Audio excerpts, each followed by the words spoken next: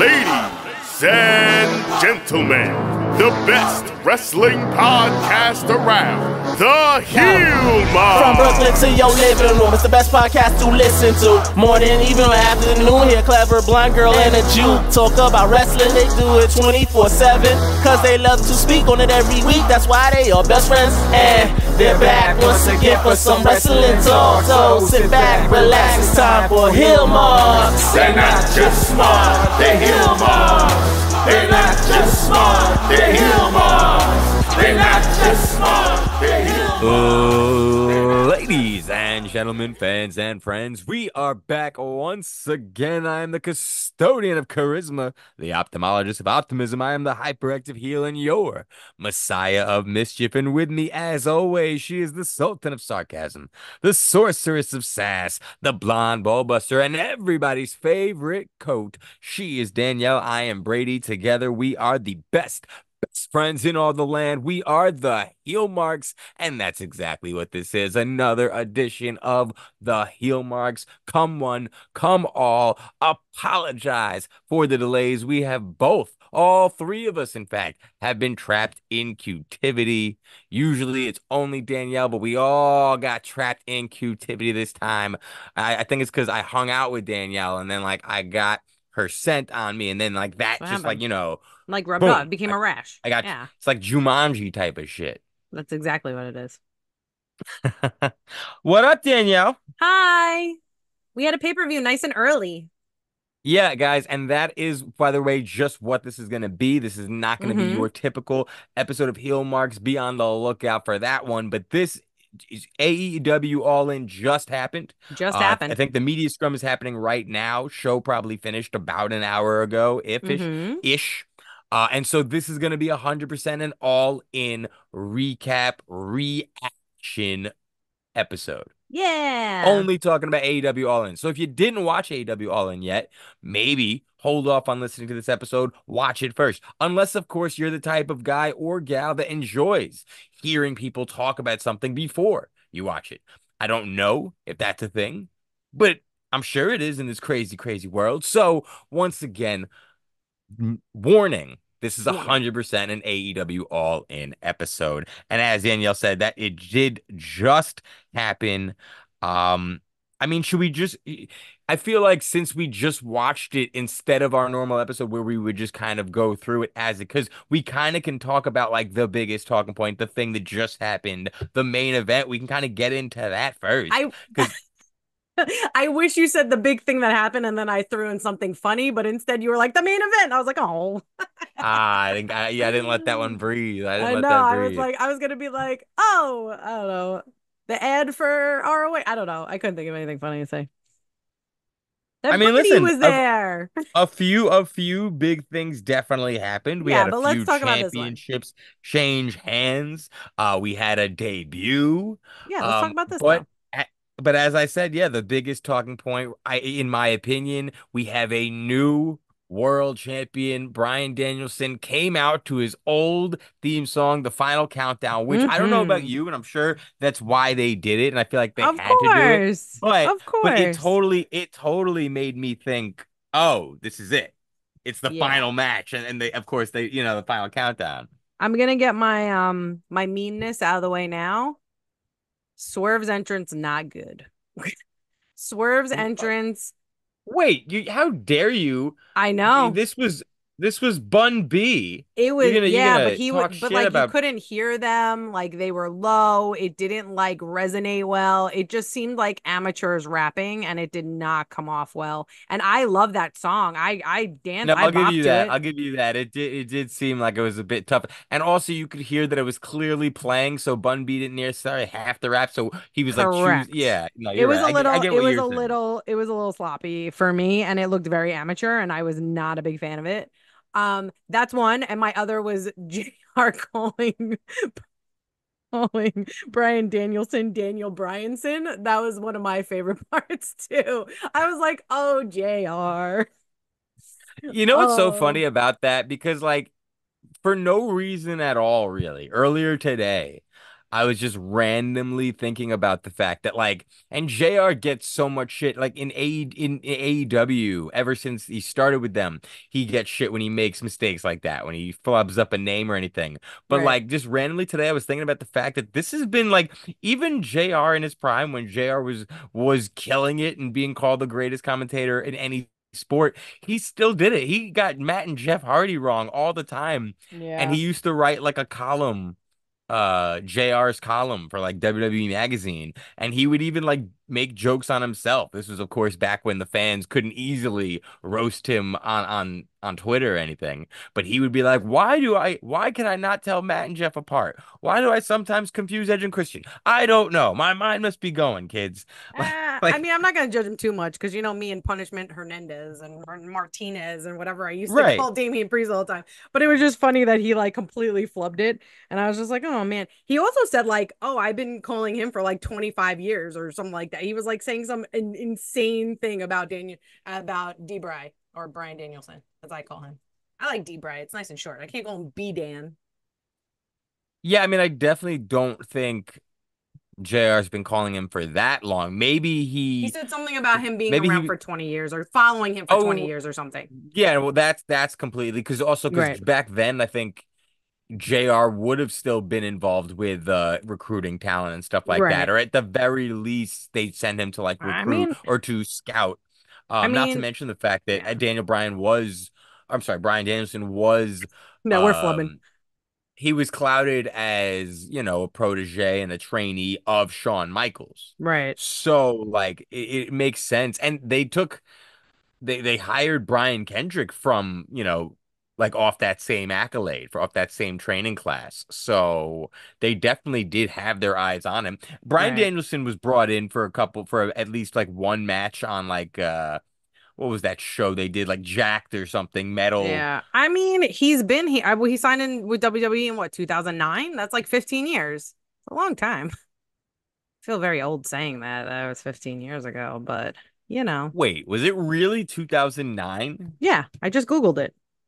That was the year of the When did first Daniel NXT? Bryan sign on August 2009? August 23rd, 2009, ROH announced that Daniel had signed a deal with WWE. And he debuted in 2010. Sorry, 2010. That was the NXT debut. In a dark match prior to Raw defeating Chavo Guerrero.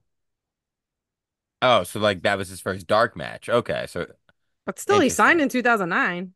Right, right, right. And NXT probably did start in 2010. Because, yeah, the Nexus, Jesus Christ, the Nexus was Yo, we're old, 2010. bro. Oh my God. Like, bro, time has to slow the fuck down. Yeah, Nexus But started in yeah, June 2010. Sorry. so going into this match, what did you think not what did you think was gonna happen, but what Oh, did you think the best booking decision was for this match? I thought that. So, how I know of Bryan Danielson and how he does, he's the type of vet that goes out on his back. So, I was Right. very certain that I thought the booking decision would be to make Swerve look as good as possible and have Swerve win. The only reason I changed my mind is when I saw Bree and the kids in the audience. I was like, Bryan Danielson's winning because there's no Well, way he's going to let himself get this bloody and traumatize these children right. without a payoff. Well, that was a big part of the story building up. The fact Right. that like it was practically announced they were going to be ringside. Right. And to your point, uh, Danielson still will be doing that Oh, because I 100%. mean, listen, they can always rewrite it, and he can sign a new contract. He can stick around for another 3 years. We don't know. But if we're taking him for his word, and it wasn't all just malarkey story kayfabe, if and from what I'm reading, he's far from 100%, and he's getting cleared for like these matches on a match by match basis, which is not Right. necessarily standard. And from what I've read, he's going to start working a more decreased schedule and wrestling less matches. So it does kind of set the table for the fact that when he does lose the title, he probably will be done wrestling for AW, be Right. done wrestling full time, Right. They just and wanted to give probably Yeah, they just yeah. wanted to give him the So title before he leaves. And right. So that's it did totally set him fine. up I'm to not still go out on his back. I'm here's my thing. And listen, it was a great moment, right? And I'm fucking so ecstatic to see him as world champion again. right. Because, and he deserves it. and he is the best fucking wrestler in the world, and the best wrestler in the world should hold the title. So I get it, and I'm not complaining about this at all. This is not a complaint. This is just a concern. I feel like I'm noticing a pattern where AEW will build to moments and then not really have a plan for how to contain and continue the momentum that brought you to that moment. And so then few months later, like for example, let's go back to Hangman Page. I feel like that story building him as their babyface becoming champion, that had been started since the before the company was a company. Yeah, because everyone It thought he almost was felt going to like be to me, champ. We thought he was going yeah, to be the first champ. well, because he was the only one in the elite that didn't become an EVP, and it almost felt like Right. because they were labeling Cody was talking about it all the time. He's our cleanup hitter. You know, this guy is going to be our prime time player. We can build the company around him, and that story was so long and so emotional, and it really took us on a ride. And that crowd rode with that ride the entire fucking way, and it felt like to me, as soon as we got Hangman as champion like 2, 3 months later, CM Punk walks in and now we've got to get the belt on him. And it just felt like that whole like they abandoned the story that they built up to, and it was kind of just a moment we got. I think And then even AEW, here with Swerve, like I yeah. feel like they built so they like it was longer than you even realized, like that building to that moment of him getting the momentum and then them switching him face and then actually going through with it. And once again, now I feel like it's only a few months later. I don't remember exactly when he won it, but I feel like it hasn't been that long that Swerve Strickland Swerve held the title. won it December 30th, I believe, against Samoa Joe, correct? Or did I make that up? Was that the show I me and Matt were hope you at? didn't make it up because you sounded so smart saying it. Let's see. I think so. I want to say Well, I'm right. you let me look this up and you talk a little bit. Oh, okay. So my favorite color, no.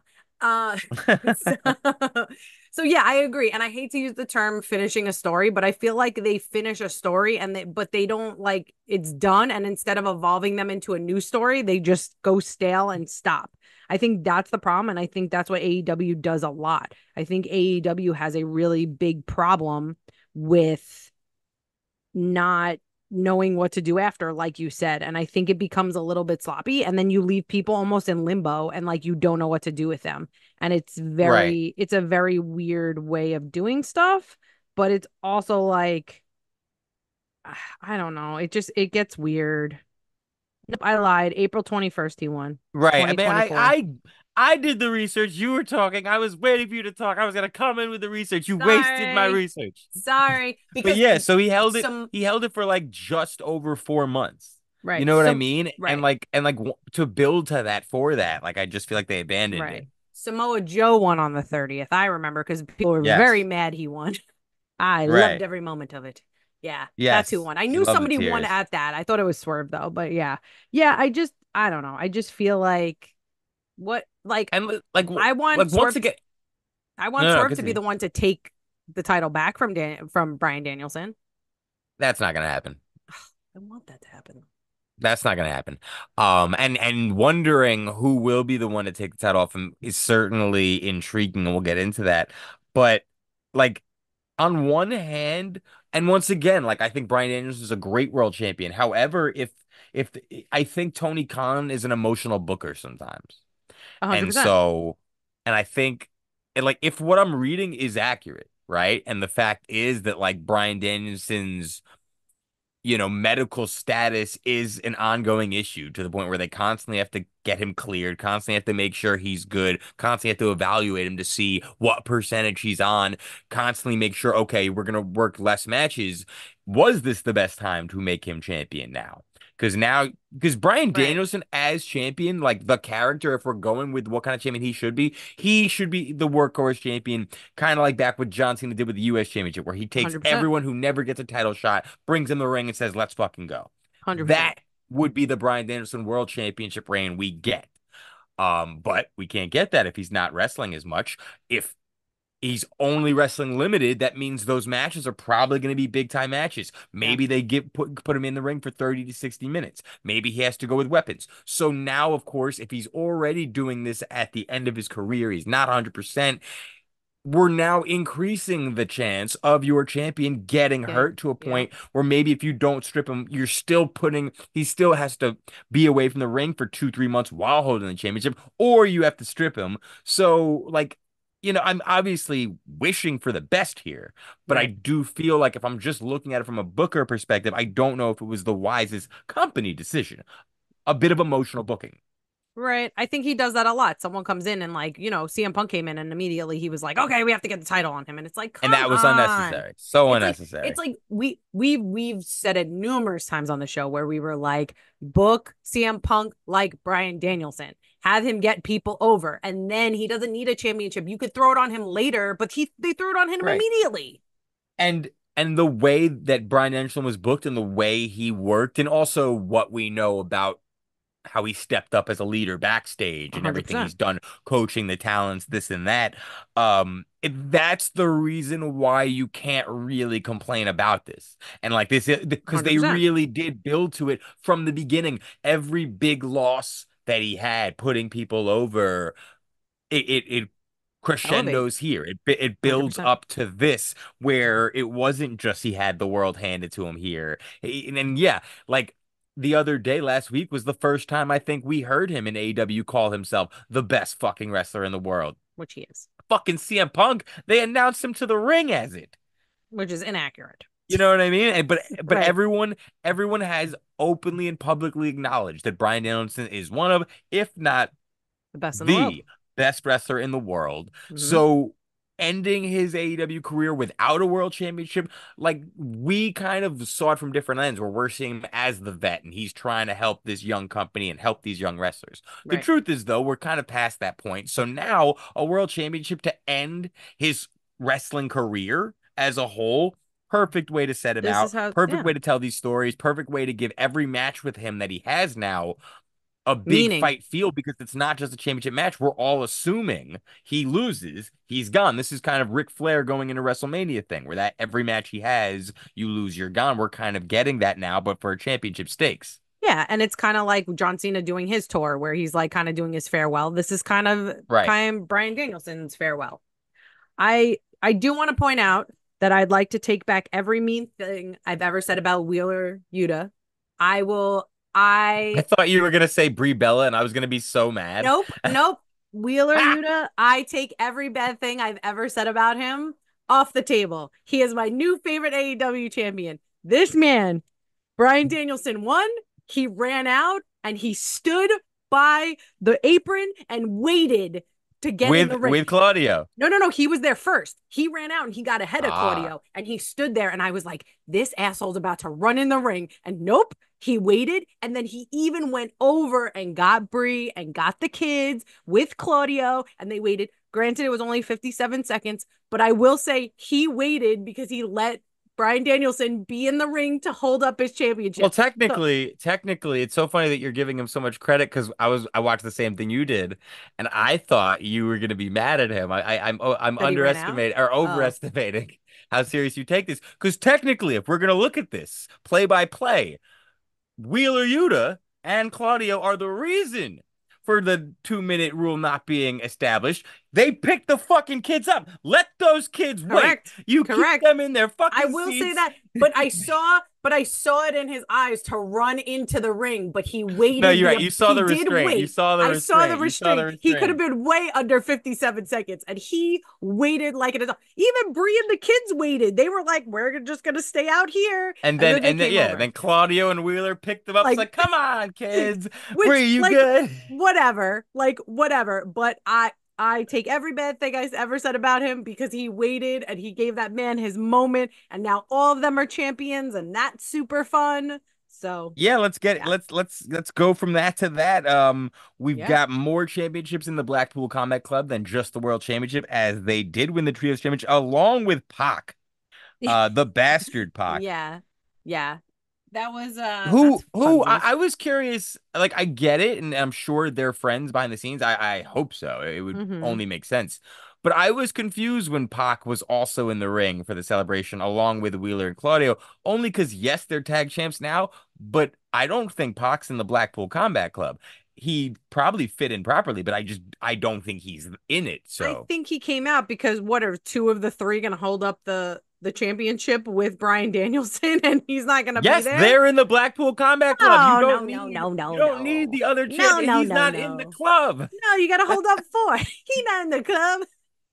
He's not. He's not in the club. But I think they just wanted that scene of like all gold. You know what I mean? All titles, I guess. But yeah, I found it really. And the thing that did annoy me about this four-way match was when they announced that they were the wild card entry. I was like, well, they're winning. This is such bullshit. I was, because, you know, I would prefer to see someone else be champion, if I'm being honest. Yeah, but I know we like stables when they all have championships. I know. Well, no, I'm not even talking about that. It's just more of the fact that, like, they obviously wanted to give Pac a nice hometown victory. They wanted to, you know, like, that crowd really popped huge when he got it. Like, not even before he got the win, when he just started hyping up and you knew, like, oh shit, this is what's happening. He's building to it. Like, they got big with it. You know what's so weird? I know if I think of the Bang Bang Gang, I'm like, I'm not supposed to like these guys. There's something about them that I'm just like, ugh, I'm not supposed to like you, but I can't help but like them. I don't know what it is. There's just something about them that I love. Are you talking about like all of them collectively? Because I think Juice is harder to hate than you realize. He's so Juice crazy and wild and hilarious. I like all of them. Juice is one of those that I can lose interest in real quick. Like he's one of those. When he sprayed Mother Lean with the hairspray, I was dying laughing, and I was like, "Why are you?" That was laughing so at this? funny. It's so silly, Danielle. That was so but funny. It made me laugh because he's so silly. With the guns, I'll say we've seen them from the beginning. Like, we've seen them as literally they were just getting started, kind of just, you know, teaming with their dad, admittedly learning on the job and learning on television. We began to notice, holy shit, these guys are actually getting it. I remember constantly we would disagree, like, oh, I think this gun's better. I think this gun's better. Well, that's actually good. They're both attracting our attention. We're watching the improvement. Then there was that period of time where they were kind of backstage doing not too much along with the Acclaimed and them doing their own backstage things and creating their own thing. Everyone got the attention again, and then you got to see them split and both achieve success. So we've literally watched the guns just go from night and day, similar to a Dominic Mysterio situation, where from his first match to now, it's just a completely different aura from these guys. Same deal. I mean, Dominic Mysterio became Dirty Dom, so he has that gimmick. Them, they're kind of just the guns. Like, you know what I mean? They're kind of just this silly, fun, like, almost like Nepo baby, like, gimmick. But there's I don't know how fun they are. They fucking turned on their dad how many times? How many fucking times? I don't know what it is about them. I love them. But yeah, Juice Robinson, he's really hard to not like. Like, every time I watch him, I'm like, you're a fan. You're so good. I love it. Yeah. All I think with him is the fucking honeycombs, the honeycombs mascot, bro. Like, he's so good. It's so good. I also think Brody King should have a singles run eventually. Like, stay with the House of Black, but I think he should be the standout of that crew. I know he's like, people love Buddy Matthews and love Malachi Black, but Brody King, the minute. Well, also, Brody's the only one that rumors haven't hit the streets about wanting to leave. Not saying that there's any truth to him, but Malachi and Buddy, constantly the streets are talking. Brody's so good. I love Brody.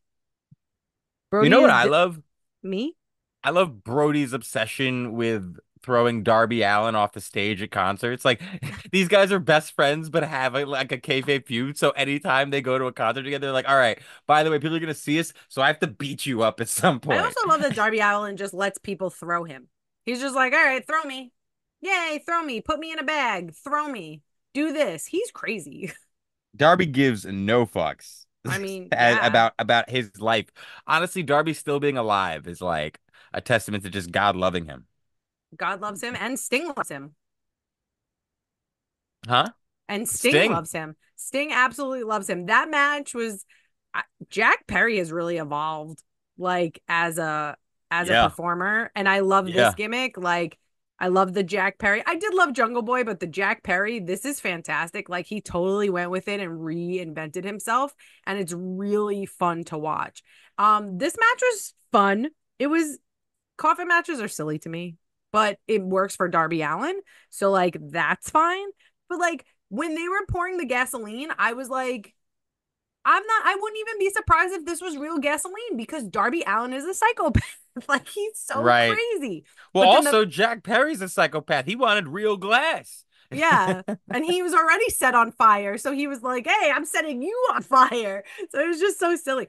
The pop for Sting. Sting looks great. Didn't Sting look Yeah. fantastic? I was like, holy crap. I was like, you look fantastic. I was like, I love retirement is how singing well. I love how AEW had no issues getting all these people to travel to London. Like Bun B was like, "Sure, I'll come rap him out, no Right. problem." Right. Sting is like, "Sure, I'll come help out, even though he's not gonna win. Yeah, I'll he's like, help I need out." my therapeutic pillow. I need my like, Bree's yeah. like, "Sure, I'll take both kids and all our parents. We'll hop on the flight, sure." Yeah, like you couldn't do this in like Florida. Right. Couldn't do this in Chicago. And you know what I did like about this match in an odd way, because obviously normally with these matches, especially this being so high profile, Hmm. the less time it is, usually the worse. This one was just a little bit over 10 minutes, which I actually didn't mind only because it's violence, right? This It's is a violent, blood yeah. feud. These guys hate each other. It's for a championship. It's the coffin match. So, and also, I mean, like Darby's losing a coffin match, which is crazy. Yeah, I thought that I understood the outcome, but I still thought it was weird. I feel like if it wasn't for a championship, he would have won, possibly. But like, yeah, Darby losing a coffin match is just weird to me. But are you gonna put Jack Perry in a coffin? Nah, you put Darby in the coffin. He probably insisted on being in the coffin. He probably picked Yeah. that's probably a coffin from his house. It's probably like hanging out in the back. These guys, this is a fun feud also, only Yeah. because while I do think it's been played out at this point, it is fun when you see two of the quote unquote four pillars get to compete for a championship, get to Yes. join together as dance partners for theoretically, like this was portrayed as almost a co-main event. I know AEW doesn't really do that as much as WWE, but really this was a premier matchup. Right. 100%. These are two of the bigger talents on this company. Darby Allin's at the stage where like he doesn't really need to win as much. He's kind of just Mm-mm. established So as a over. badass who has the capabilities of beating anyone at any day. So if he loses, sure, it doesn't really matter because he'll still light your ass on fire. Boy's crazy. I love him. It's so But weird. yeah, We've been Jack watching Perry him is just so on another long. level. Oh, yeah. Yeah, It's so weird we've been watching Darby Allin for so long. You know what I right. mean? Like since he was like 20, I feel like we've been watching him forever. And it's just so, yeah, it's so incredible. And his gimmick just sticks. It's just, it feeds into every emo kid, every like emo wrestling, every Jeff Hardy person. Like he's that gimmick that like you I hold on to wonder forever. I wonder if he's gonna have to be one of those guys that like never goes heel. Nah, he can go heel. I think he can do it. I mean, I know he can do it 100%. I think Darby Allin is fucking is all this teenage angst he still holds dear. Like I think he could be heel in a second. In fact, I there were times where I was very paranoid that he was gonna turn on Sting, and that was gonna be how Right. the heel Darby happened, especially as Sting was leaving. I thought Darby might just say, "Fuck it, fuck you, old man." I also, But I'm questioning more of if the Tony's ever gonna do it because Darby is always going to connect. Doesn't matter how old he gets, he's always gonna connect with that Teen high Angst school emo. student, that Yeah. teenager, that emo kid, the skateboarders, the daredevils, the Yeah. outcasts, the adrenaline junkies that don't know why they want to jump out of planes. They just do. I Like, mean, you just root for the bad guy then. We've done it with Kevin Owens. Like Kevin Owens, people love him even when he is a heel. Like there's just certain people that stick. Funny, I try not to say people should never turn heel or anymore after. There were two people that I were like, these people are never turning heel. And it was Bailey and Sami Zayn. And they were probably some of the best heels when they actually turn heel. Because I was like, those two will never turn heel. Those are sweet baby faces. Never, never, never. And then when they turned, I was like, this is the greatest thing ever. So I try not to say, oh, this person will never turn heel well, because because I've both of them seen, did have like the purest baby oh, face act yeah, in all of wrestling at the time. 100%. But at the same time, I mean, it's Sammy. I think we knew that he had capabilities, but we'd never really Right. seen it. But Right. like both of them really just tapped into something that we never saw and 100%. got to really experience great heel runs from them. I wonder. if that's what's going to happen when it comes to Mariah May. Like Mariah May, we're now seeing this heel run of hers, and I wonder if like this is just going to be so epic for her that we don't see a babyface Mariah for a while, like almost the reverse. Probably not for a while. I understood the booking of this. However, I don't think this was the right call. I think it was the right call, actually. I think it was No. the only call. I mean, to finish the story, I understand that, but I just felt that I don't think she Actually, the should be opposite. champ already. Interesting. Okay. So with that, I get what you're saying. I do think Tony's been a fan of her and the work she was doing in Stardom for a while. So I Right. do kind of think that when he agreed to put her with Tony, this was the plan. However, main reason why I think this was the call is not to finish the story. I think if Tony Storm would have beat her already, the story would have been finished. And then it's kind of like, wait, Fair. really?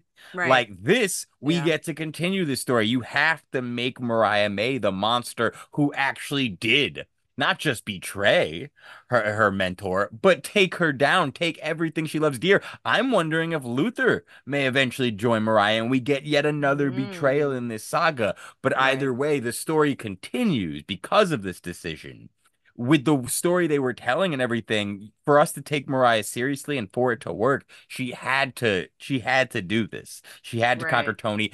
And I love the fact that storytelling was involved in it, in that Tony had the shot. She could have hit her with the shoe. She's done it before. We've seen her do it. Mariah May made you bleed your own blood. You've talked all this shit, but here it is, and you are still vulnerable. You still have love for her, and she took advantage of it. So the story continues, and that's what I love because we've talked about it. This is one of, if not the best story going in this company, Yeah. going in wrestling. Right. I was reading that they approached this storyline even before Mariah May was signed. Like right before she was signed, they were like, okay, this is the storyline that we have for you. We're doing an All About Eve storyline. And she was like, yes, 100%. And her and Tony were like, yes, 100%, which I think is fantastic. If we're continuing the All About Eve storyline, somebody, I wonder if that's going to play out. So, Yeah. No, this was 100% like this was people were like fan fiction booking this yeah. before they even like once they heard Mariah May is talking to AEW might come over, they're like, oh my God, need her and Timeless Tony, need Yeah. that. Yeah. And then I don't know if Timeless and Mariah just got together and were like, okay, you know what? Perfect. This makes sense. Let's do it. Let's do it. Yeah, as a person who loves old movies and loves the movie All About Eve, like this is perfect. So I wonder if someone's gonna come in and foil Mariah May's plan. Yeah, I wonder if Tony takes some time off so she can kind of have a proper return and then and to Maybe. reignite this, or if this just doesn't even hit pause and we just keep going. I My have to. guess, I'm Sorry, go sorry. ahead. I, No, I no, was no, just you gonna say go. I was just gonna say my guess is she does take a little time off. Yeah, Give Brian May chance to talk about it, chance to beat some other people, and then get fucking scared, like fucking horrified when Tony returns. She's like, oh no. yeah, And then we get to especially. see a fiery Tony. Yeah, especially that Tony has been working her ass off this entire time, and like at one point when AEW was being, for lack of a better term, a dud, like Tony Storm was the one like carrying this and keeping people interested because of the storyline. I do have to say, during this match, Tony is such an incredible storyteller. Hmm. Like, she's a storyteller like no other. Like, her looking totally heartbroken, like she has to have this match, and like she doesn't want to do this because because Mariah May destroyed her. Her like going over to Mariah May's mom, like all of this was just so epic. Like Tony's facial expressions were so perfect during this thing that like that's when you were like, okay, Mariah's gonna win. Like obviously they're gonna do this because Tony's not gonna be strong enough to do it, and not strong physically, but mentally strong enough to do this. One thing that was interesting to me about this and about tonight, and what they did do and what they hadn't done really, um, leading up to like pretty much right before Mariah finally turned on Tony, we had been seeing the Mariah and Tony and Mina Shirakawa, like that trio kind of being a thing, even with Right. Tony and Mina kind of arguing and fighting over Mariah May. On Twitter, like Mina Shirakawa, I think had kind of like hinted at loyalty towards Mariah, but also hinted towards, oh no, I don't know what to do. she hasn't really been a part of this. I was kind of thinking maybe Mina Shirakawa would be with Mariah on like this side, firmly with her. That hasn't really been a thing, but they did show her in the audience They watching did. this match. And scared and torn. It didn't seem like, yeah, she was overly happy to see Mariah win. Right. Technically, she should be. There should be no real alliance to Tony. Eventually, she was willing to make peace with Tony because of Mariah. But Right. if your friend is no longer friends with her, you would probably fall with her Right. also. I Right. wonder if they're teasing her joining her or if they're teasing her opposing her for the championship. Yeah, I wonder. I don't know. I was also trying to see if Mariah's outfit was like an homage to All About Eve when she accepts an award. Spoiler. I was trying to see that maybe kind of, but her outfit seemed more homage to Mina because like the matching with the fur on top and stuff. So Yes. I think like it was paying respect to her, which I was kind of a little disappointed. I was like, come on, you couldn't have done like the outfit a little bit. Yeah. Storytelling, people, storytelling. I loved I loved Luther Oh yeah, Luther was a standout flipping for this. Mariah off like it looked like he had been shot. It looked like he was about to die, like he was just He's falling so back, great. and the last thing he was gonna do was say, "Go fuck yourself." I thought, yeah, he was fantastic. I didn't appreciate, I was, this has nothing to do with the match, but like them, like bird eye view over the crowd with all those empty seats. I'm like, are people going to the snack stand or like, is this as empty as it looks? Like, why are you choosing that shot? Because it literally like they zoomed in and I was like, what are we doing here, No, people? they definitely have to be more careful with that because they picked like the worst possible way to show 50,000 people. Yes. That's a big house. Like if Right. those numbers are accurate, we're talking over 55, I think. That's a big house. Years ways to make us watch from home and look and be like, "Oh man, they fucking filled that shit." Right. As Like when they opposed to being aware of the 30,000 or however many seats that they didn't fill from they yes. filled last year. Because when I saw that, I was like, oh no. I was like, don't do this, guys. Come on. People already talk shit about you because of these seat issues. I was like, come on. Speaking of talking shit because of issues, we got Hook who defeated Chris Jericho for the FTW championship. This makes Hook a three-time FTW champion. Had he lost, he would have never been able to challenge for the title again, or as long as Jericho was champion. But he did win. This was, for anyone keeping score at home, the shortest match of the night. Uh, Good. yeah, no, It could have been longer if we didn't get that stupid ass concert that was off key and sounded terrible and I wanted to gouge my friggin' ears out. yeah, no, we didn't need that. Why? Why? I literally text you, make it stop. I remember that, I'm yeah. like, you sound off key, you sound awful. Like, what's happening here? Why is this a thing? Also, like this match, like go I mean, listen, away. the match was what it was, but Hook's another example of like I I love don't think AEW knows how to change chapters. I don't know Yeah. if they know how to switch gears. They got Hook so over so fast. So weird. He's such a weird hook. Ha, pun intended. You know what I mean? Like he's Yeah. such a weird thing for people to get behind. Like I'm not I insulting mean, him. it It's was just natural, it was yeah. organic, and the truth is the guy does have a lot of talent. He has continued to get better, so it's not like this loyalty from the fans is misplaced. But he got Right. over and AEW went ahead and went with it and pushed him the right way, and it was great. However, we're like 3 years, if not more, later, and he's only won one championship, I think, right? It's the same, or was he ever? He might have been a tag champion, and I'm blanking. But either way, I When? feel like the in terms of singles Hook, the only thing we've really gotten is FTW championship success. It's honestly like it's a championship, but it's also kind of like, the Taz title. And the main highlight of this match was, of course, Taz getting involved and What a us pop. finally getting probably We've been waiting for it.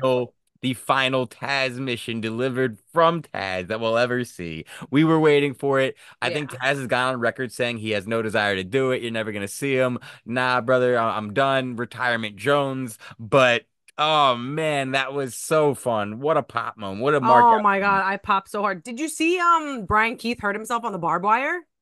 Oh He no. slammed his hand on the table, and you see him pull his hand up because he slammed it on the barbed wire. I was like, oh, I was Ooh. like, oh no. I was like, oh, I hope. Big Bill and Brian Keith seem to really enjoy doing what they're doing right now. I don't know Yes. if it's because maybe Brian Keith in particular, when he signed, they didn't really do much. He was kind of just a baby face that they had on Ring of Honor. Right. And now this is the first time they're really giving him something to do, let him sink his teeth in.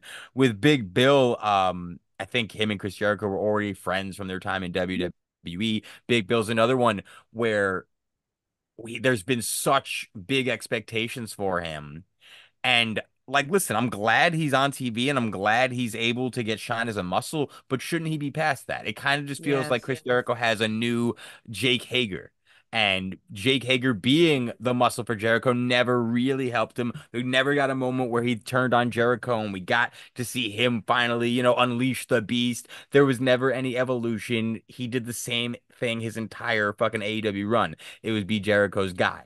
Right. So it's hard not to be worried with stuff like this. I still do think there's value to Chris Jericho. I just don't know if they know how to utilize it anymore. He may be better off taking a bit of a break.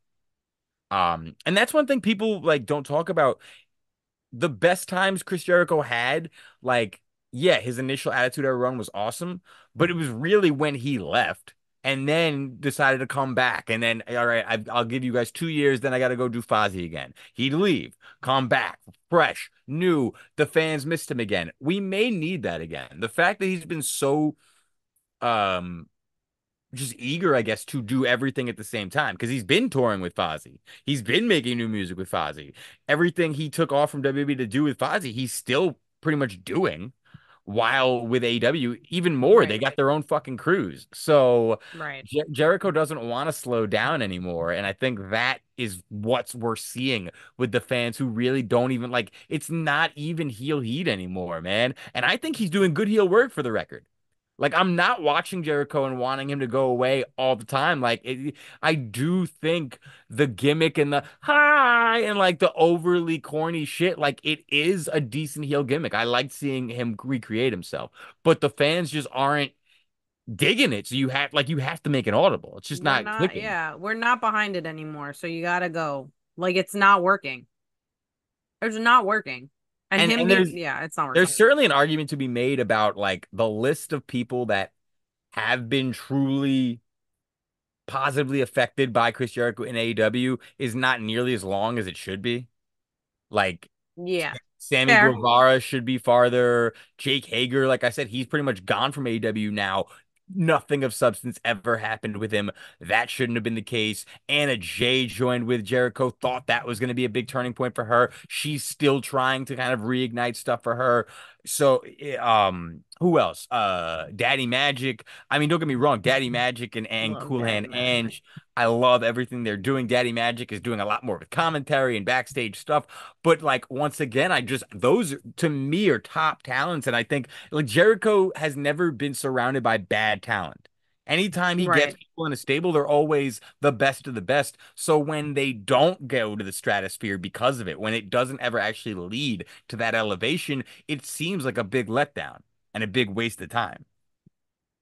Yeah, exactly. And it needs to if it's he's gonna elevate people and really like have it be something, then they need to it just And needs to that he and needs to that's go. I think is one slight downfall when it comes to this feud. I feel like if Hook was gonna really benefit off of beating Chris Jericho, and I know this sounds strange, it doesn't make picture perfect sense, but I think it would have had to be in a non-championship feud.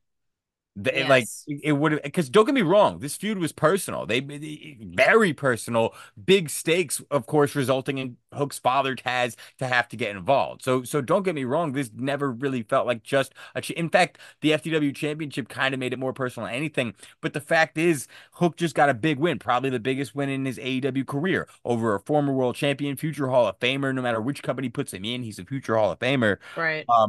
But it's for the FTW championship. And sadly, that championship, when you rank all the titles that you see regularly on AEW programming, it is at the bottom of the list. It's close to it.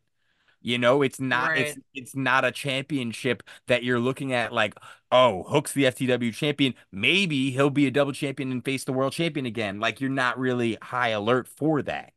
You know what I mean? It's just standard mid-card championship. Right. And I think the problem I just lost my And train of one of thought. them. Right. And because people aren't behind Chris Jericho, they don't really care about this match. Therefore, it kind of doesn't help with Hook at all because it's like people don't care. A lot of people probably got up and went to the bathroom during this match, and that shouldn't be the case with Hook because you want to watch Hook, and it's like, but you just don't want to watch Chris Jericho, and I think that can hurt him a lot. But like I'm just not sure like I don't know if Hook is really benefiting. Like I don't, you know what I mean? Like I don't know if this win's gonna do what it should for him. Because at the end of the day, if he's done with Jericho now, that's fine. Is the next person he feuds with for the FTW title gonna be bigger than Jericho? Are Right. we moving upwards in trajectory? You know, he just beat a world champion. The next person he feuds with, the next person he beats should theoretically be bigger so we can begin him climbing the ladder. But if you just give him somebody else, you know, that isn't nearly as accomplished as established as Jericho, then it doesn't feel like he's moving forward. You gave him a good moment, you know, and once again, AEW builds up to moments. Right. Yeah. I don't want to see Chris Jericho on my screen anymore. Oh man. Yeah. I said this a while ago when he was like throwing plants at Dean Ambrose. John Moxley? No, he was Dean Ambrose when he was throwing plants at him. Oh, you were done with him in WWE. Oh, yes. You're a hater. Uh-huh. You're a fucking You know hater. I'm a Jericho hater. I'm a hater of the Young Bucks still being champions. I'm not gonna lie. Go I'm hoping away. it's the fan in me. Like no, because it's not even that I'm hating it. Like they're great heels, and I get it. The Elite with gold, it makes good TV. But I feel like AEW never. And you know what? I'd be very surprised if they didn't decide to make the Acclaimed, because this reminds me exactly of when the Acclaimed was super over and they were facing Keith Lee and Swerve. And AEW clearly was not expecting how over the Acclaim was going to be. They clearly were not expecting how much the crowd came and paid their money to see the Acclaimed win, and they didn't win. But in that fucking press conference, you remember Tony Khan in next to Swerve and Keith, they clearly had no idea, but he decides to declare there's going to be a rematch. We've got our special, you know, show coming up in 2 weeks or 3 weeks or whenever it is. They're going to face each other again because even though they lost clean, I think they deserve another title match. And you remember seeing Swerve and Keith like, oh, you want us to lose. So he decided Right. because of the crowd, you know what? I made the wrong call. Let's go ahead and do it right. Ugh, This I hate this it when he seems did like a that. similar situation where it's Right. yes, AEW and the wrestlers themselves. I think FTR and Bucks are kind of obsessed with wrestling each other as much as possible. I don't know what the Guinness Book of World Records for most matches that with two tag teams can have with each other is, but I think they're trying to go for it. But clearly, the crowd in London came for the Acclaim tonight. Yeah. I mean, Like, FDR got popped too. Don't take it away from them. I'm not taking anything away from them, but you felt it the second FTR's entrance stopped.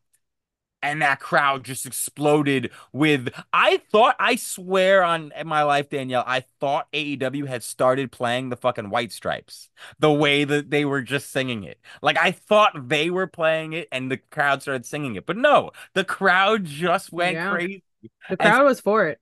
yeah, like Oh Scissor Me Daddy, like that went on so long before the entrance even kicked in. That was a part of the entrance because the fans were it popped, you Right. know, the scissors that they had made and the signs like the Acclaimed really are just as over if they have been for the past few years.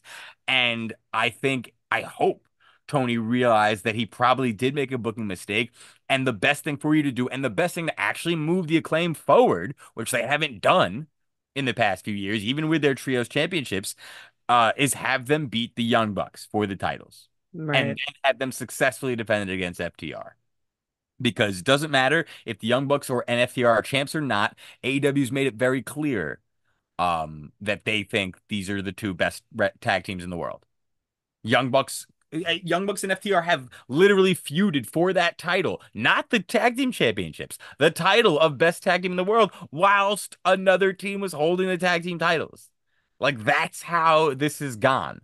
So the narrative is clear. FTR and Young Bucks are the best of the best. So I think it's very imperative that if they actually want what's happening right now, again, to truly move the Acclaimed forward, up that ladder, they have to beat these guys. And it should have happened tonight, but I hope they do the right thing and let it happen in 2-on-2 straight up matches. Yeah.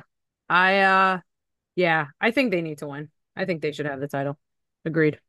I don't think the Bucks should have it. I do like the Bucks gear. I like their Sergeant Pepper gear. I thought that was fantastic. But other than that, I'm tired of these guys. Like they don't look like young Bucks anymore. They look like old stags, and shouldn't be saying that because they're my age. But they start elevating people. You don't constantly need the belts. You don't constantly need to be the thing anymore. And here's the thing. The fact of the matter is it may happen down the line, but I don't think like within the next 12 months, they're going to split up the Acclaim, knock on wood. Don't want to see it happen, but I don't think like within the next 12 months where they're going to split up Acclaimed in pursuit of singles pushes for these guys. I don't think that's in the cards, at least not for the immediate future for like the next year. So once again, I just think it's imperative because I remember when they won the tag team titles and they said something in the scrum, which I loved. They said that we are the people's choice. We are the world's most popular tag team. And the truth is, like, that's true. Yeah. Like, the crowd is like every fucking crowd is really into the Acclaimed. And it's the daddy ass effect. Like Billy Gunn really put a new like energy into these guys. And I don't even know if it has an end in sight right now. It doesn't need one, but you have to commit to them. And they can't just be. I think there's a chance that they might have actually been the tag champs while Bucks and FTR had that feud that I talked about. They might have. Like, yeah, but then with this, then what are you doing? Why are the grizzled young vets coming out to take why are they coming out then? If you're not going to put it on the Acclaim. So the Acclaim's going to have a rematch, and what? The grizzled young vets are going to cost them? I mean, once again, last time it was Tony making the decision in the scrum, so maybe he's making it right now. Maybe he's also grizzled young vets. I think that was just a fun little appearance, pop the crowd, establish these guys. I don't see them being legit like the Young Bucks will, they'll get past them. If I like anything, that you call it the scrum. Hey, I mean, that's the way they call it. So I know, but I like the scrum. In fact, if anything, I could see the grizzled young vets being ideal first challengers. I mean, not ideal for me. I think they should be at the FTR, but I could see them being ideal first challengers for the tag team champions after the Acclaim beat Young Bucks for it. Yeah. I could see that. Yeah, maybe. Let's talk about the fact that we already have discussed the fact that the trios championships change hands. The patriarchy no longer has it, but Christian Cage, as he does never too long to stay away from a big win. Christian Cage, our Casino Gauntlet match winner, securing a future AEW World Championship match. I love this decision. I also do love it when somebody loses the title, somebody who like has a lot of momentum, is a big player, loses the title, but still ends the night with like a brand new fresh start almost. Right. And I love the way he won it, where everyone like once again thought that Kill Switch was going to finally see the light, finally turn on Christian, finally win something for himself. Nope. I'm surprised you're talking about that and not all the fun people we had in this match. I mean, I know there's so much fun. There's so much. First and foremost, we have to talk about Okada's thighs. Because I love them so much. I love Okada. Okada just has an aura about him. There's just something. Like, he's so fantastic. I friggin' love Okada. Okada should have everything. He has to be a world champ eventually because he just needs to do it. because what else can he do except dazzle me with his thighs? But he's just so freaking amazing. I love him. And then like Nigel McGuinness coming out, like That okay, that was big only because like let's be honest, and we're obviously you're leading up to the Yeah. next reveal, but we knew he was coming. We knew that was happening. It was cool to see crowd pop, fine. Nigel McGuinness, I didn't have a fucking clue. Oh yeah. I don't know if Oh I yeah. wasn't listening to the streets, loud enough. I don't know if Oh they yeah. said it, but I didn't have a fucking clue. And then also, since we already talked about the main event, the fact that, and like this is just more looking back and kind of think, oh man, that would have been dope. But I love that had Nigel pulled it off and won, he would have been number one contender to Bryan Danielson's championship, which would have Yep. all types of crazy. Yep. That would have been So, all types. Yeah, yeah. Mariah May must have kissed him revitalized his career with that kiss on the head. That was what it was. That was what it was. She He kissed was him and that not was it. cleared. He was not cleared for action until that kiss. Yeah, That she kiss kissed him and brought him happened. You back. saw it in his eyes. He immediately went to the back, got checked out by the doctor. He Was was like, "Am like, I tell good?" me I'm good. Tell me I'm good. Like, She you have an healed me. erection, but you are cleared to compete. Right, right. Yeah, that was something else. I popped harder for that than who we're about to talk about now. I popped harder for Nigel McGuinness than I did for Ricochet. Right. As I said, because of the surprise factor. You didn't know it was happening. Right. You didn't know if it would ever happen, and here it is. So yeah, that was great. But then of course, yes, Ricochet. There he is. Here he is Here he in. is. I have not been quiet about my skepticism when it comes to this. I I know. think he would have been wiser to reinvent himself independently using social media to make promos and videos for himself. Do a run on the indies for a few months, probably get in some championships because they would want him as their world champion. We see it happen all the time. Jinder's already a champion right now.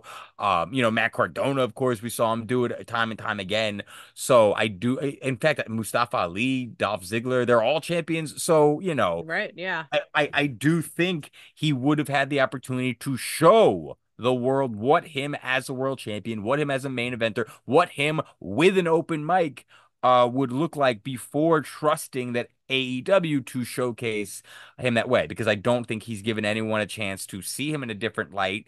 He's coming in, he's going to give us the bangers we know he can give us. I just don't think AEW views him any more than WWE does, honestly. Right, I get it.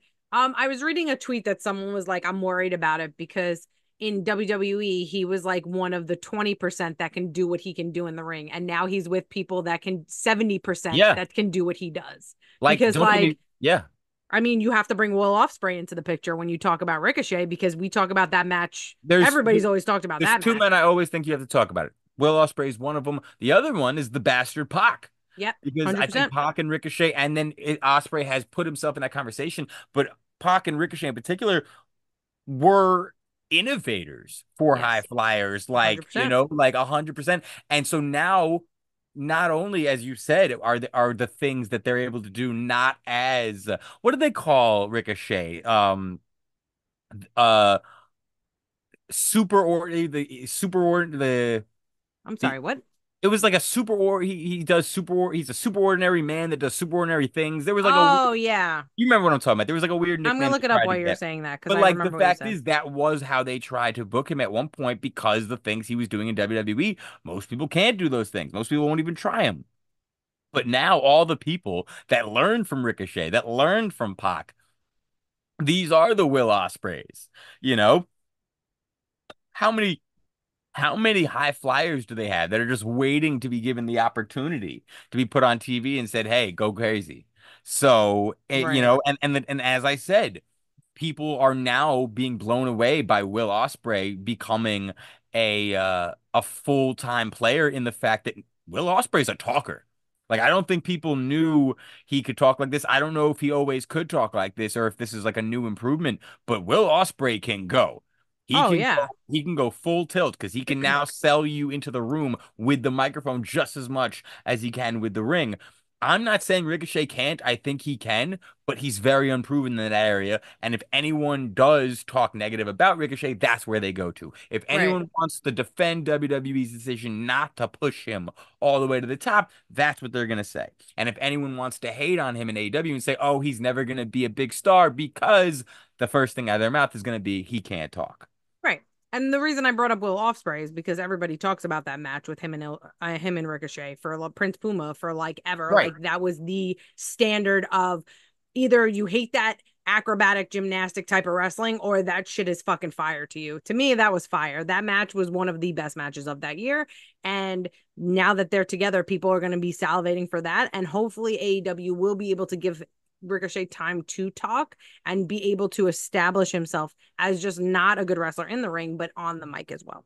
The only thing that kind of does, give me a sense of calm as I patiently wait to see what they do with him and what the next step is and what his first one-on-one match is going to be against, what his first program is going to be, how they're doing him, how long it takes until we see him on Ring of Honor. Like, I'm curious about all these factors. The one thing that gives me a bit of like, okay, maybe this will be all right, is the fact that Tony Khan is a fan of Lucha Underground.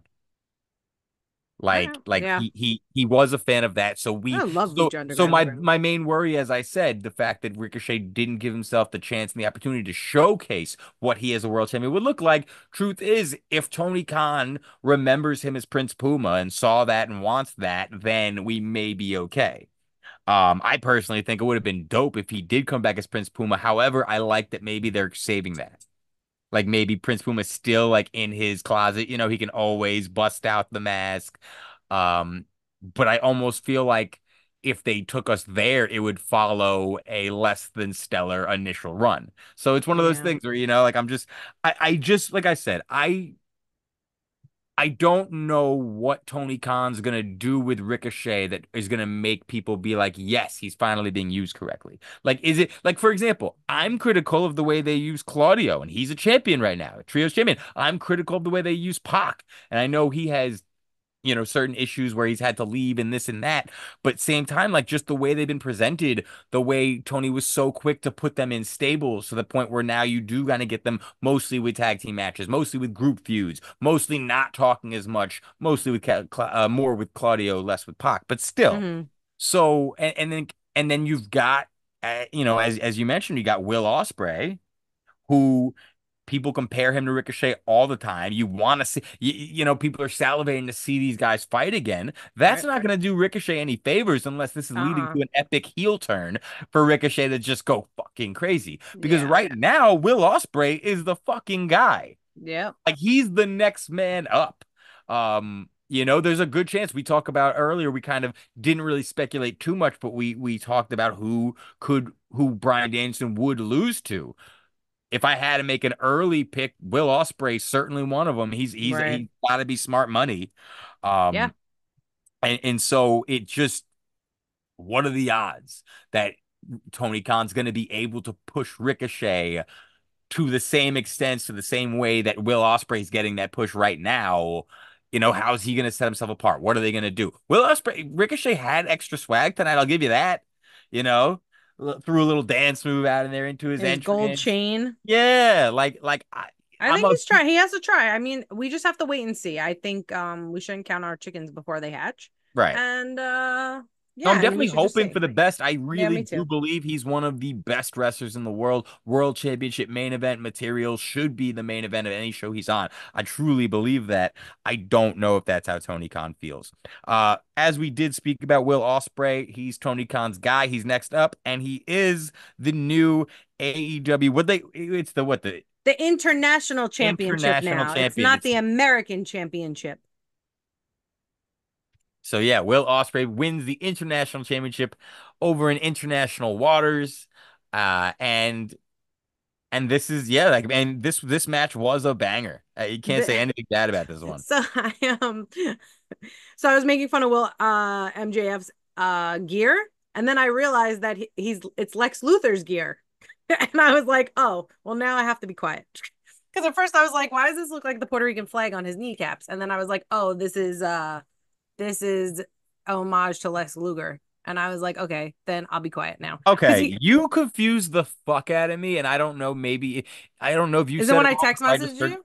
No, no, no. Just now, Yeah. like just as you were talking, you confused me, and I don't know if you said it wrong or if I just heard it wrong. You heard Very Lex possible. Luthor?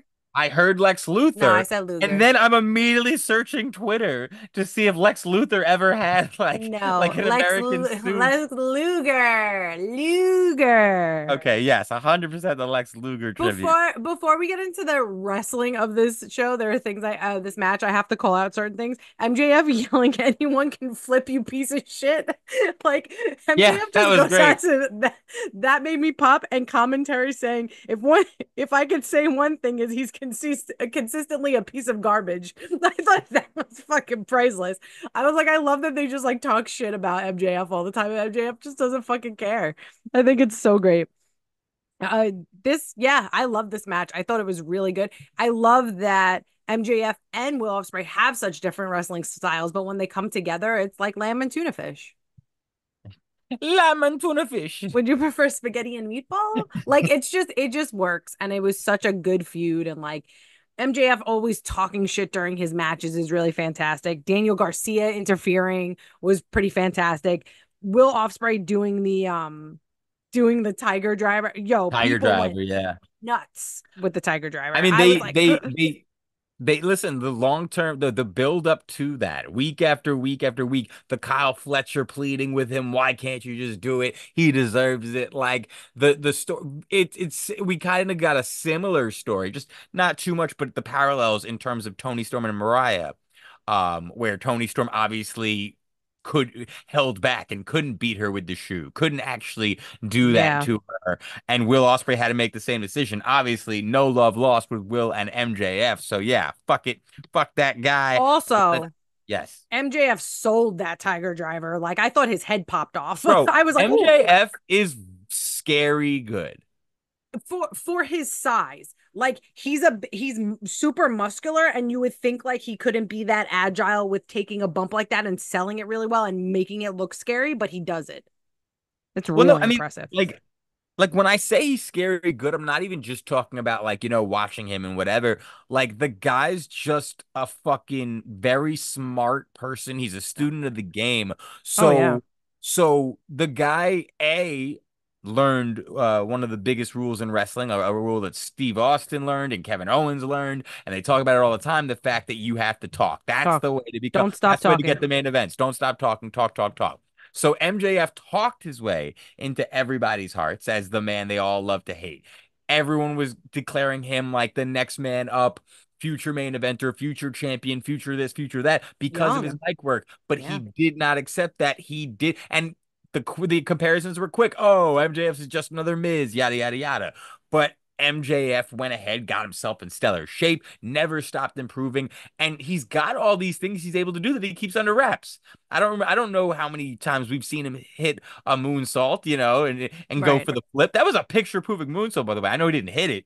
Yeah, but it was good. That was I think that he was just showing that he could flip. It wasn't about hitting it. It was about showing that he could do it. He was showing that anyone can do it. Anyone can do it. That was so funny. He's so funny, bro. He's so funny. We've loved him forever. Like even when we first saw him in New Orleans, like at what was it, Progress or I was one of those shows. I was just like, man, this guy has it. And Joey Janela's, like this match delivered. The story was stellar. Like the build to this was perfect.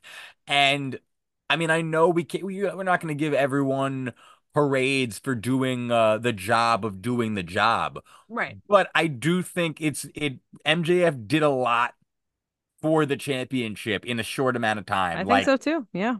To the point where now, like, I do think it means a little bit more on Will Ospreay's shoulders than it did previously. And that it's taking nothing away. But let's be honest, they didn't give Roderick Strong the same shine when he was champion as they did. So, it's just a different thing. But with MJF, rebranding it the American Championship, rebranding him the American Hero, like, and making it personal, taking out Kyle Fletcher, going in on Will Ospreay about his family, about his wife.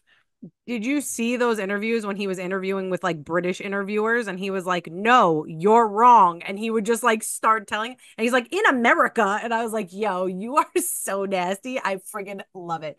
I'm also like looking at his age. He's 28. Like, I feel like we've been watching him forever and this man's not even 30. Yeah. Like, it's insane. Wild. And it's one of those things where like the truth is, and I'm repeating myself, of course, but Will Yeah. Ospreay is the next man up. He's the guy that AEW's putting on that pedestal, Yeah. and MJF has now become a part of that rise.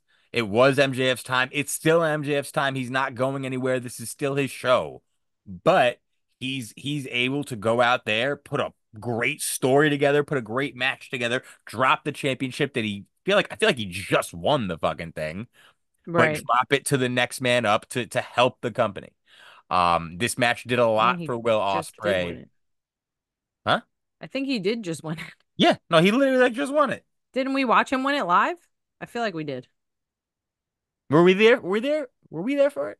I think so. I don't know. I love that we like never know. I No, know what we were there for live. We were there when Britt Baker made a return live. We were there for that one. we were there for Britt Baker. We were not there for MJF. I knew I it. lied. I knew it. You I say think we we're get there for confused. everything. You confused me. That's I literally think we're there for everything. you love Fuck. saying I was there.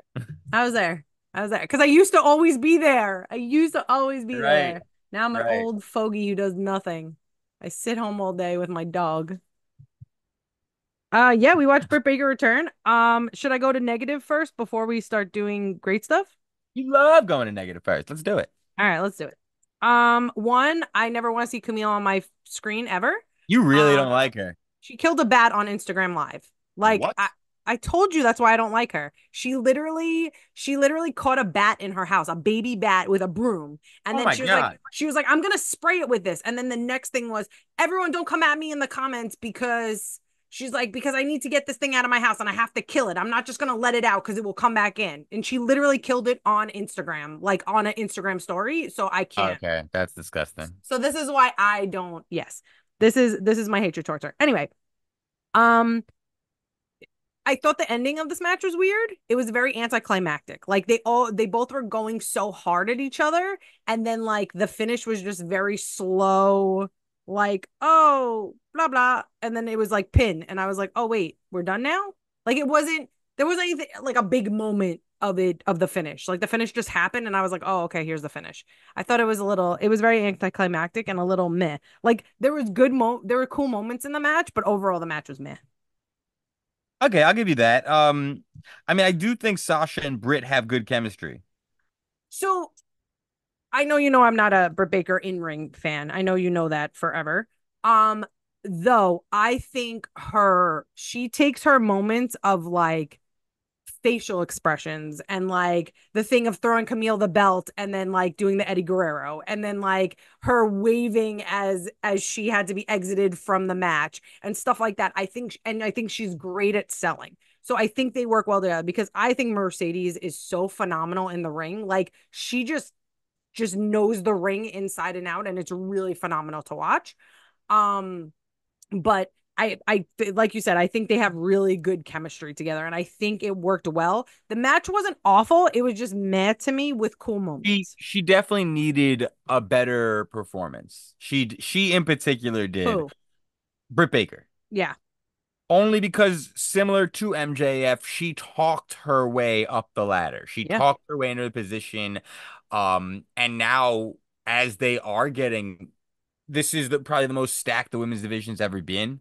They are getting more talent. They are getting new talents. So Mercedes coming in, that does raise the fucking level. Like Mercedes is, people love to hate on her, but Mercedes is gold, man. Mercedes is very good. And she does on most occasions bring out the best in the person she's across the ring from. Yes. Mercedes just isn't a talker for me. I don't think she's very good on the mic, but that doesn't take away from her in the ring because I love watching Mercedes in the ring. I think she has such great ring psychology. I think she's another one who sells. You just watch her facial expressions, you know exactly what's going on. You know what she's doing. Her moves never looked like forced, if that makes sense. Like it never looks like she has to move this way in order for it to look good. It just she falls into place perfectly with her wrestling moves, and that's one thing I absolutely love about her. Also, I will say Britt Baker, her gear is always on fucking fire. I think Yeah. Britt Baker has the best female gear ever. Like always, I always love her gear. Her gear is always fun. Her gear is fine. I mean, I'm sorry, her gear is fire. Yeah. Um, but yeah, it's so wild. There were definitely some clunky spots tonight. I gotta give credit to let me see, I want to shout his tweet out. His Twitter, Museum of Terror, tweeted Britt Baker is a heel in the UK because she's a dentist. Which That's has to be the tweet of the day. a wonder. Please retweet that. I hope you did because that's friggin' hilarious. What a good Absolutely. tweet. What an excellent tweet. What So an fucking funny. excellent tweet. Yeah, it was definitely calling. It wasn't like the best match, but there were the moments like Britt really. I like the term you always say, you maximize your minutes, and she really does. She, the waving, the sneakiness, the selling, like everything about that she does well. I think her in ring lacks for me, and and usually with Mercedes, like you said, Mercedes can elevate the person she's wrestling with, and I feel like that didn't happen here. Right. I do think it's far from over. Like I Oh do yeah, think we'll get this absolutely. again. Oh yeah, we're So definitely gonna get it again. yeah, 100%. so there's always room for improvement, and we'll get some. But these two are the top of the division. So Yeah, like absolutely. Which is I don't weird. Which is weird because this is the TNT title, right? I mean that was the TBS TBS. championship. Sorry, that's what it's called. I'm sorry. But no, that is also wild, especially going back to what you said earlier, where you're surprised at how quickly Mariah May has went and become champion. Mariah May is one of the younger women in the division. She's certainly one of the less tenured women with the company. So to see her holding the quote unquote, the main women's championship, the women's world championship, Right. while Mercedes Moné is holding two championships, one being the TBS championship. One could argue that her being the double champ kind of allows her to still carry the room the way she does and not, Right. feel like the secondary champion or anything like that. Right. It's also like how you carry it and how you are. Like when Miz was Intercontinental Champion, when Gunther was Intercontinental Champion, they are like, this is the championship. I'm the best. This is so that's okay. And I don't mind that. It is just weird how, she's has the main women's title, but it doesn't take away anything from Mercedes. And I don't think it will take anything away from Britt once Britt gets it from her, if Britt gets it from her. Yeah, I can see that. One thing I want to go back to the main event for just real quick. Sure. I did enjoy the fact, I like that seemingly in wrestling, the rematch clause has kind of been dropped for the most part. Sometimes you get it, but it's not always a thing. And I like that because the truth is, let's be real, Swerve Strickland's not going to get that title back from Bryan Danielson this week. It's not Right. happening. So Right. I Right. don't need to Imagine. see him lose again, Right. you know? So with this match, I like the fact that Hangman got involved, Yes. resurfaces, says, nah, bro. And it's so funny. I thought Hangman was going to cost Bryan Danielson the championship Yeah. Oh, did because you? That I makes sense. did. I Yeah. did because I thought he was going to say, I'm the one that takes that title from you, nobody else. That's my title and your ass is mine. Like that's what I thought we were getting from Hangman. But the fact that no, Hangman doesn't care about the title. Hangman's not coming for the title. He's coming for Swerve. Yeah. He hates everything about Swerve. He hates his face. He hates his walk. He hates the way he talks. He hates it all. He hates the way he eats his lunch. Exactly. It's so funny you say that because I really like that type of feud where it's not just, oh, you took my title, oh, you did this. It's like, no, I just hate you, want to beat your ass as much as possible and make you as miserable as possible. So I don't even care that I'm not getting the title. I just don't want you to have the title because I want you to be miserable. I love Right. that. And it didn't taint the victory where it looks like Mm-mm. Danielson couldn't have done it on his own, but Nope. it does give Swerve a slight safety net where it's just kind of like, listen, It wasn't, you did have that outside interference. Also, allows Swerve to go right into a new program, doesn't have to lose any momentum. It doesn't allow the fans that chose to cheer Danielson over him to now have to be like, oh, do we not like him anymore? No, you still love him. This is still his house, and now you get to cheer him on as he takes Hangman to school. Yeah, overall, I really enjoyed this pay-per-view. I thought it was fun. It was a good one. It was a good one. Real quick thing that we'll close on. The only thing about the pre-show I want to talk about. Sure. Jamie Hayter's back. Oh, Jamie Hayter is back. I thought you were going to say Stokely Hathaway's Michael Jackson. Oh my God. Okay. Stokely Hathaway fucking hitting the spine buster. Holy shit. I was like, awesome. We're not talking about Stokely? But we can talk about Stokely. We can talk about it's okay. And his Michael Jackson attire, which I freaking love. Stokely is a show stealer. I fucking love Stokely. I love Stokely so much. The best thing was on Twitter, and I only saw it because it was on his tweet that he was making fun of Eddie Kingston, which was just a fantastic tweet.